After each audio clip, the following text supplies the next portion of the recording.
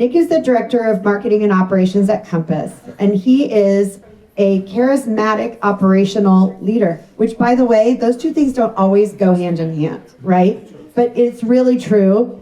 And he has years of experience that span marketing, operations, and customer success for luxury, hospitality, and real estate companies.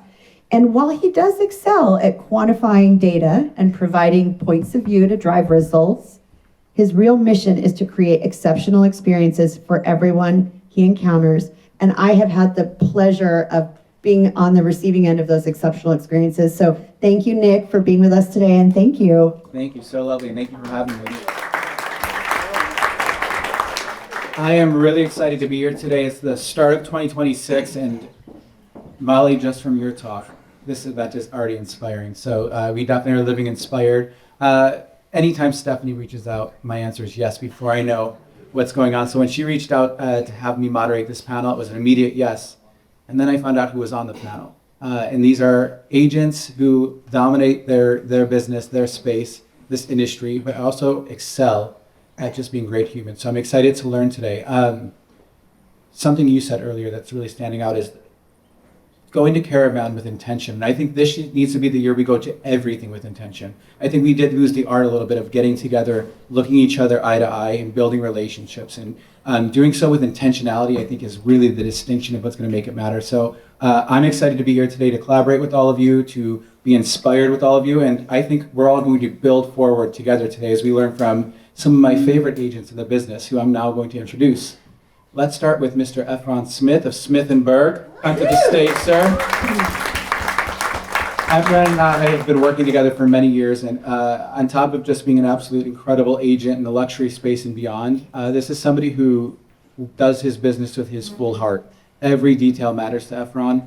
The way you say hello to somebody always leaves an impression, and the way you interact and provide service to your clients is distinct, and you mean a lot to me, so thanks for being here today. Thank you. Let's have Lauren Forbes come up to the stage now. We love Lauren. I remember meeting Lauren many, many years ago. She was thinking about coming over to Compass, and I remember going to the room ready to talk about everything we had to offer. And then I think 2 hours went by, and I don't know that we talked much about the business at all, because Lauren is somebody who, on top of running an incredible business in the South Bay and beyond, really integrates the best of living into her business. You do everything really intentionally. The way you take care of yourself personally translates into the way you do business, and you inspire everyone around you to really do things in great balance, but with great excellence. And that's always stood out to me about you. So thank you for being here today. Scott, let's have you come up to the panel. This is Scot Nicol out of the South Bay, El Segundo. I met Scott many years as well, and something I love about Scott is he gets right to the point. You do things so genuinely, but you know what you need, you know what you want, and collaborating with you is always just such an incredible thing, because you are so focused on what needs to happen. And something I really admire about you is, I was sharing earlier, Scott actually is politically involved in the El Segundo community and really embodies what it means to care for the community in which you not only live and raise your family, but bring your clients to, and that's really special. So thank you for being here today. Thank you. And last but not least is Stephanie Younger, someone I care so much about. I want you to know, as people were coming in today, there are a few people going, oh, I didn't know this was going to be so well done and special and big. And I said, well, of course it is. It's a Stephanie Younger event. You are the epitome of elevation. I remember joining Compass 9 years ago, and as so many things were rolling out within their industry, but here at the company, everyone would look to Stephanie, who was representing it well, bringing it forward well, and you haven't slowed down yet. And an event like this is an exact example. So thank you for giving us a platform to come together, to collaborate, and be intentional about our connection. Thank you so much. Round of applause for all of our panelists. All right, so I want to start with Stephanie and Efron. It's 2026, January 20th. We've got the whole year ahead of us, and I like to think of this as a blank canvas for us to create what we want. Stephanie, what's something already in 2026 that's exciting you about our market? I mean, so much. I'm just so glad it's not 2024 or 2025 anymore. I don't know about all of you. But, you know, we've come off of 2 years of record low home sales. And I'm just excited about the positive mental attitude I'm seeing in the marketplace from the agents. For example, all of you came today, right? The agents, the buyers. I just think like it doesn't take a lot to get people excited. And again, like the reason I brought everybody here today was just to try to shift our mindset around doing more proactive outreach. And so I just think this idea that buyers are more excited than they've been in the last couple of years is very relieving to me. Love that. Love that. How about you, Seraph? I think one of the things that's most important, the last 2 years, let me take a step back. It's so good to be here. Stephanie, thank you for reaching out. We've known each other for a long time, and she is absolutely one of the most epic people I know. So thank you for putting this together. I think, the last 2 years have been challenging. I don't know that this year is going to be any less challenging. However, I think if we really apply ourselves and just work on the basics, 3 times open house has been mentioned. I can tell you one reason to go to an open house. You want to meet the agent that's holding that open house. You may be writing an offer. You may be doing something in the community that deals with that agent. And trust me, there's going to be an appreciation level from that agent for you showing up and the ability to just connect. And I'm never shy about asking questions. Make it a point to ask a few questions. They've always got the time. And so I'm excited about this year as far as really reinstating the basics of picking up the phone and communicating with people and actually talking to people. And if you have the time, don't text, call, just leave a message. That human interaction will go really, really far. And I think this is the year that we should pursue that. I love it. There's a theme of we're going old school. Like, Yes. we are picking up the phone, we are collaborating, we're getting together. I think that's so great.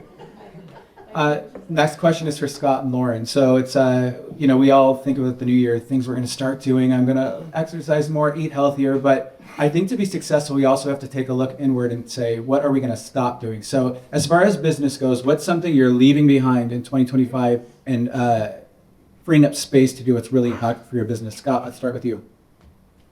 Pretty sure this question was written for Stephanie, but she punted it to us. Yes, yep. And they gave us the questions ahead of time, so we did get to prepare. Thinking about this question, my answer was I'm going to stop saying no. So we're all very busy. We have life. We have things going on. A client calls or you get an invite to something, and your calendar can look overwhelming and stressful. And in 2025, I kind of said no to things. I was like, yeah, no, I'm too busy. Nah, I'm not going to do that. No. And this year I decided I'm going to be very tired.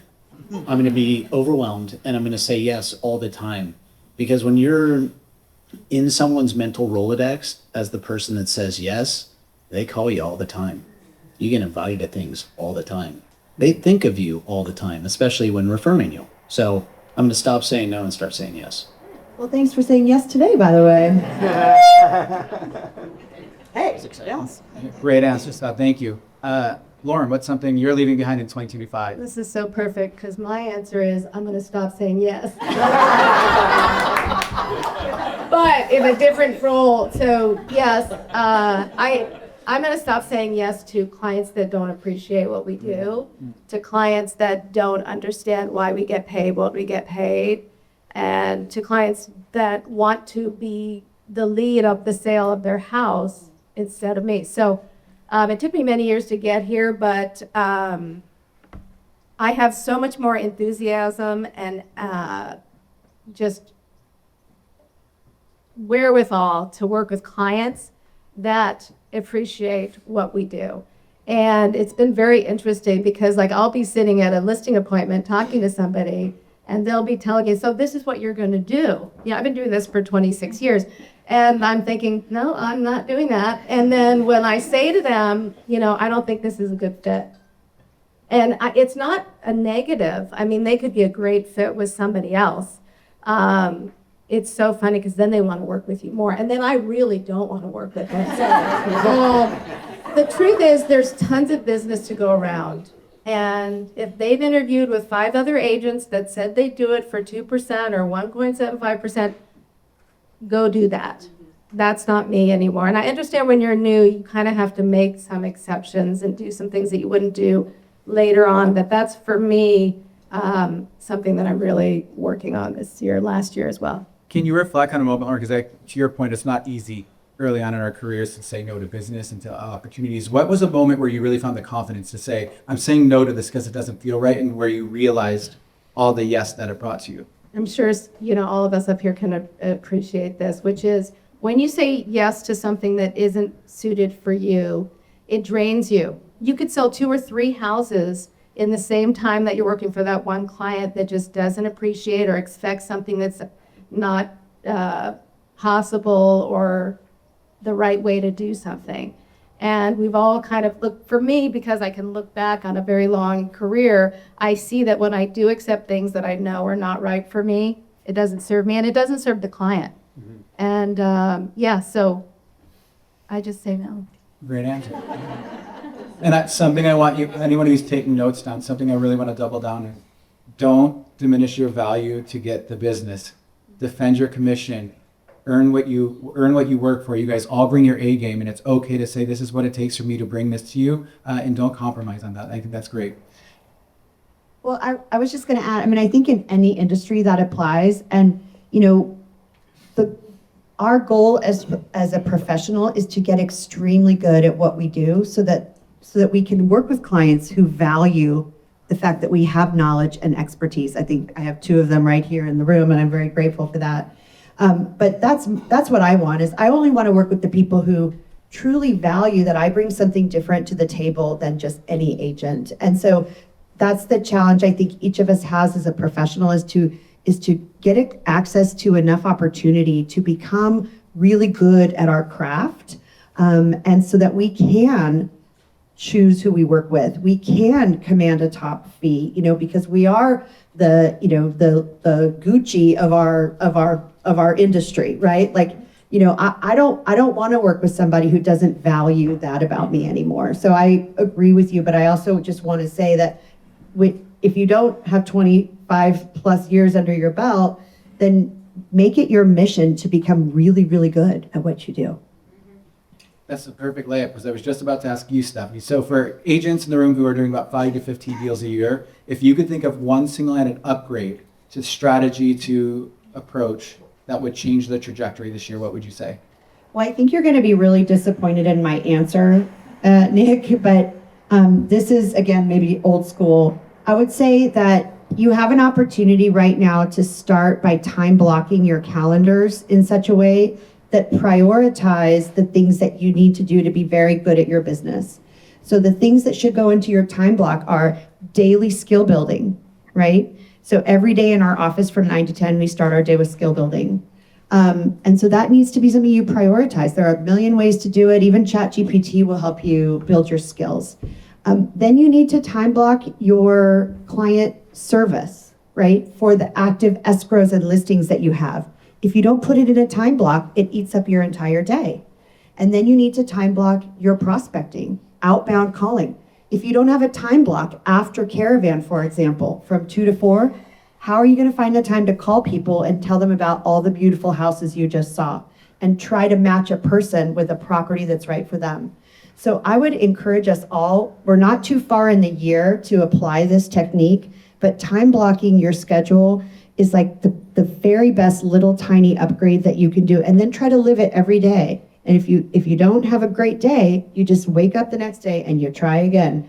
And in a month or 2, you're going to really have hours of skill building, hours of prospecting, hours of client service under your belts, and your year is going to be much better out of the gate. I love that. It's going back to the word intention. We have to be really intentional with our time and maximize it. Take the time block and honor that. Hold yourself accountable. Yes.